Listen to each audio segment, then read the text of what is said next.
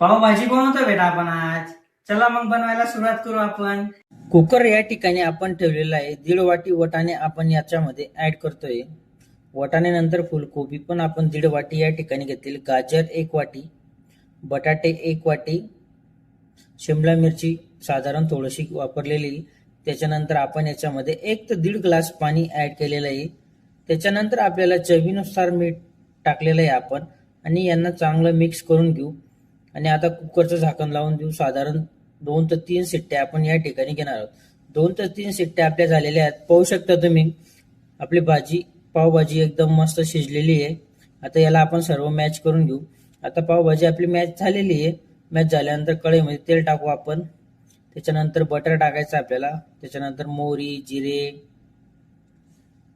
2 मोठे कांदे घेतलेले ते कट करून टाकलेले आहे.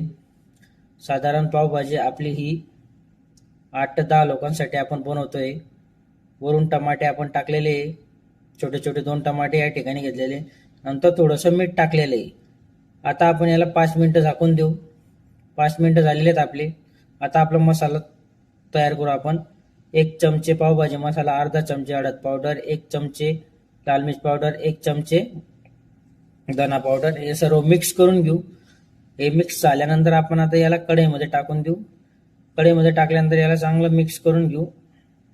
वरून थोडंसं पाणी टाकून देऊ आपण मसाल्याचं. आणि आता लसूण अद्रक पेस्ट टाकली. मिक्स झाल्यानंतर आपण पावभाजी टाकू. याला पण चांगलं मिक्स करून घेऊ.